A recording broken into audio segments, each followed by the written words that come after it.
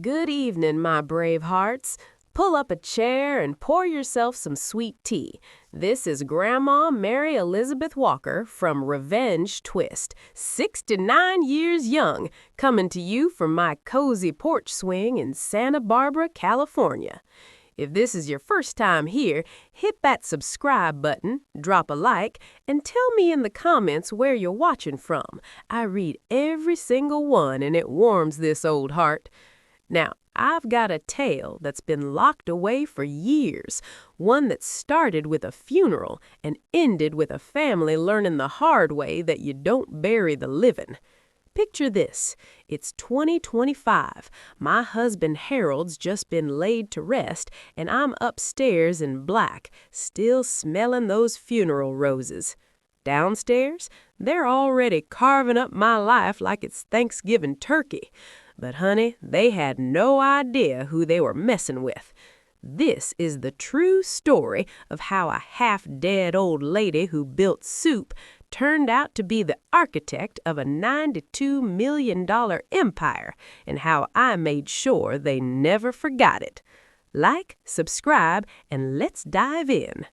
Let's go back to the beginning, y'all, to make sure you understand just how deep this runs. It was 1979, and I was Eleanor Brightwood, 24 years old, fresh-faced, and working as a secretary in a little San Diego firm. Life was simple back then. No cell phones buzzing every 2 seconds, no social media to compare yourself to. Women like me got married young or risked being called an old maid, but I wasn't in a rush. I had my independence, a steady paycheck of $95 a week, and dreams bigger than the Pacific Ocean outside my window. My folks were working class. Daddy fixed cars at a garage. Mama sewed dresses from home to make ends meet.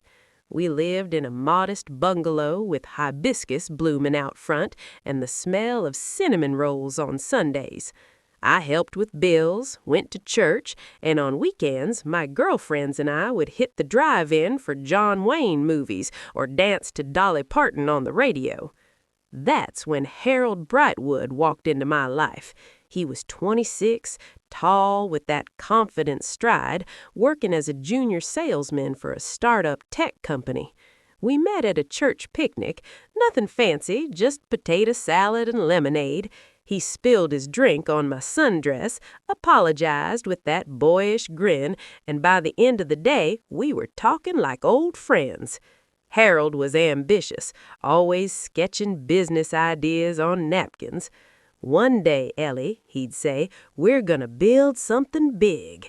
Courtship was proper back then. Sunday visits with my folks present, chaperone dates to the movies. He'd bring pink tulips, my favorite, and whisper promises of a future. On my 25th birthday, he knelt in Mama's garden and asked me to marry him with a simple gold band. We wed in March 1980 at our little parish, me in a lace dress Mama sewed, him in a rented suit. The reception was backyard barbecue, fried chicken, cornbread, and Elvis on the turntable. We danced till stars came out, and I thought, this is forever. Our first years were magic. Harold's business grew. We bought a starter home in the suburbs. Joseph came along in 1982, a chubby bundle who made us laugh. But by 1985, the business hit rough waters. Bad deals, competition, bankruptcy looming. Harold paced nights away, tie loose, scotch untouched. "We need collateral for this merger," he muttered, "or it's over." I didn't hesitate. That night, while he slept, I gathered my dowry, Mama's emerald necklace, my wedding bangles, diamond earrings from our honeymoon, sold 'em quietly for $150,000, wired it straight to his escrow account, whispered next morning, "Use it, don't ask where."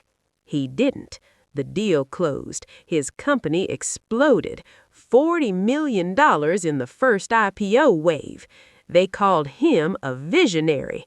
"Legacy built alone," the slogan read. I smiled from the kitchen, stirring soup. I never claimed credit. Love meant letting him shine. Years rolled on. Joseph grew into a sharp businessman, married Clarissa, a polished type with designer tastes. Grandkids arrived, Ethan, Catherine, the youngest. Harold's empire hit $92 million by 2020. But age crept in. Harold slowed, handed reins to Joseph. I stayed the homemaker, baking pies, mending socks, hosting holidays. They never knew about that $150,000 or the IPO pitch I wrote anonymously one sleepless night, mailing it unsigned. Harold submitted it as his. It sealed the empire. I kept quiet. Clause 14 in his will, my idea too, penalties for ill speech. But they forgot me long before he died. Harold passed quietly in his sleep, December 2024. The funeral was rushed. Black suits, quick eulogies, back to the estate for celebrating his legacy. I lingered upstairs, black dress on, roses fading. Downstairs, laughter. "This one's mine!" Ethan slapped neon stickers on the grandfather clock, leather armchair, wedding china. Catherine scanned rooms with her phone. "We'll remodel when she's out. Spa room, better lighting." Clarissa with champagne, "To Dad's empire and cleaning out the ghosts." More chuckles. She built soup. He built everything.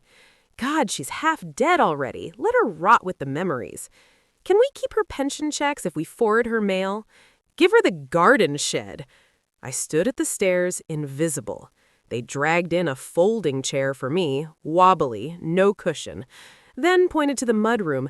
"You'll be more comfortable there." I sat facing a mop bucket, eating cold chicken on a paper plate. No one checked. From the dining room, "The lake house is ours, boats in my name, Hermes scarves, even if they're hers." I clutched the bank memo in my pocket. Co-founder, early investor. They didn't know, never asked. That night, alone on a cot in the laundry room, smelling bleach, bare bulb flickering, I opened the folder under the loose floorboard. Joint trust certificate, investment agreement for $150,000, my jewelry sale, forged IPO pitch drafts in my handwriting, patent rights for the stabilization model, mine, royalties untouched, $9.4 million yearly. I called Mr. Alden, Harold's lawyer, and mine. It's time. Handwriting analysis confirmed, 100% match. Clause 14, deduct $1 million per ill word about me. Exhibit A, home security transcripts. 88 words post-funeral. $88 million penalty. Joseph's share, $3,800. The rest, mine. Will reading day. Glass office, rain outside. They straightened suits, I sat quiet. Alden played Harold's recording. If my son speaks ill of his mother, deduct $1 million per word. Gasps! Joseph dropped his pen. What the hell? Alden read the ledger. She's still breathing, thought she'd be gone, check her pulse, she built soup, guess she's half dead. Total, $88 million deducted. Joseph's remainder, pennies. Then the patent reveal. The IPO model? Hers. Joseph stammered, "I didn't know." I stood. "You spoke first." Catherine whispered, "We were living off her mind all along." I sold the house spring 2025, moved to a Santa Barbara penthouse, waves whispering peace. Started Women Who Were Erased Foundation, scholarships for overlooked builders. Joseph called once, red-voiced, "Please, Mom." I hung up. Some bridges burn themselves. Y'all, at 69, I learned silence ain't weakness, it's a weapon. Age ain't fading, it's fire. And when they bury you alive, dig up the truth and bury them back.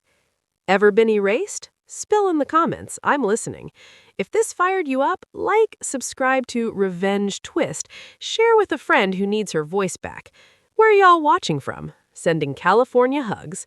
Until next time, this is Grandma Mary reminding you they bury the dead to rest in peace, but the living, we rise.